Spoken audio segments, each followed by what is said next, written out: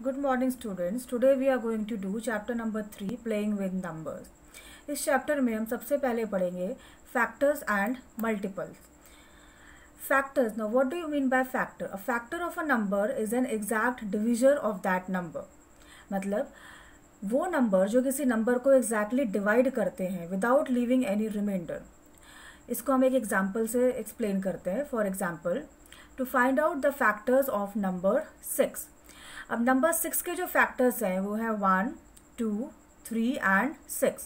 Because 6 it can be written as 1 multiply by 6 या 6 multiply by 1 और 2 into 3 is also 6 and 3 into 2 is also 6. मतलब 1 जो है वो 6 को कम्प्लीटली डिवाइड करता है, 2 6 को कम्प्लीटली डिवाइड करता है, 3 also it completely divide 6 and the number 6 also, it also divides the number 6. So we can say that when 6 is divided by the numbers 1, 2, 3 and 6, then there is no remainder left. Now what are the key points? Now we can say that 1 is a factor of every number.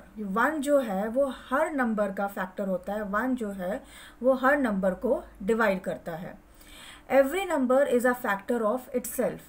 Her number अपने number का factor होता है. जैसे हमने example 6 में देखा, जो number 6 है वो 6 को डिवाइड करता है. तो ऐसे अगर हम कोई और एग्जाम्पल लेते हैं तो जो नंबर खुद है वो अपने आप को डिवाइड करेगा ही.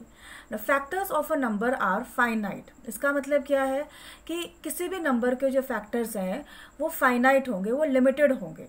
जैसे हमने नंबर 6 के फैक्टर्स निकाले तो हमारे 4 फैक्टर्स निकले थे, 1, 2, 3 एंड 6.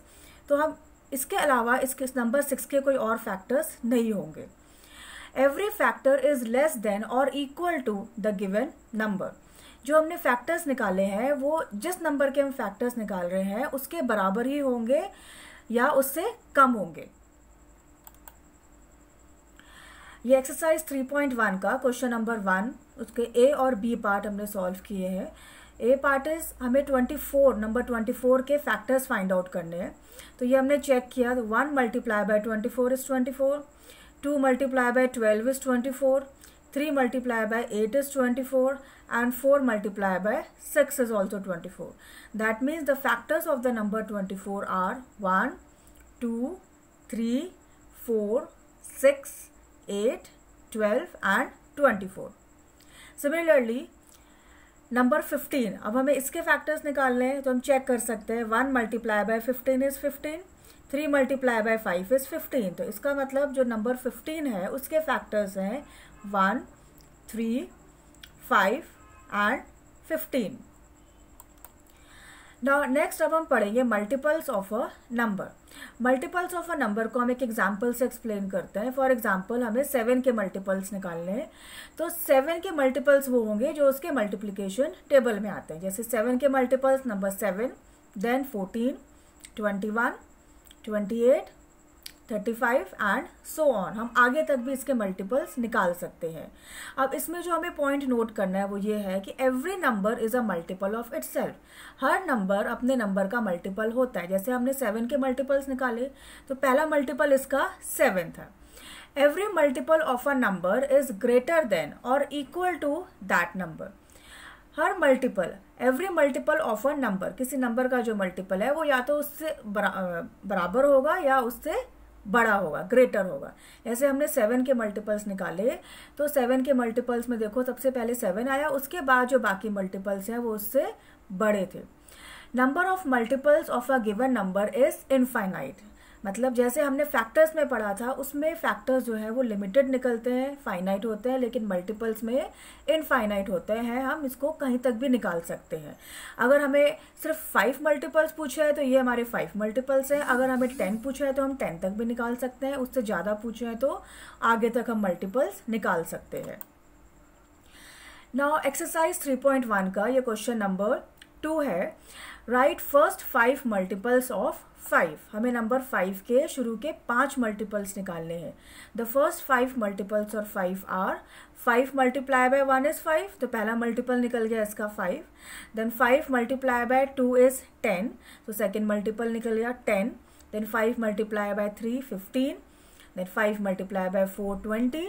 5 multiply by 5 25। तो इसके शुरू के 5 मल्टीपल्स निकले हैं 5, 10, 15, 20 एंड 25।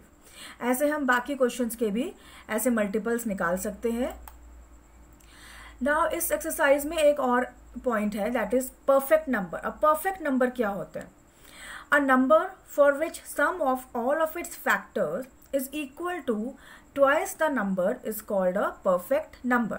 अब इसको पहले हम एग्जाम्पल से एक्सप्लेन करते हैं। The number 6। अब नंबर 6 के हमने फैक्टर्स निकाले थे 1, 2, 3 एंड 6। अगर हम इन सब फैक्टर्स को ऐड करते हैं तो 1 + 2 + 3 + 6 गिव्स यू 12। तो ये जो 12 है this is twice the number जिसका हमने फैक्टर्स निकाले हैं।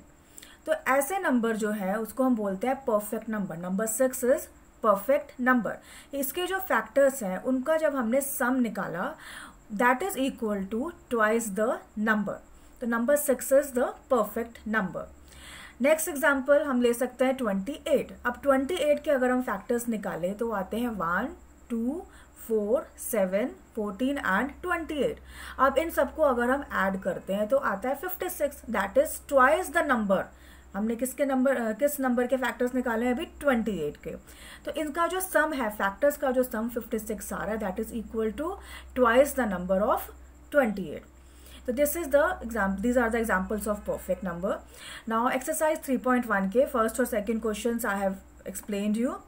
Now question number 3 and 4 you can do yourself. Thank you.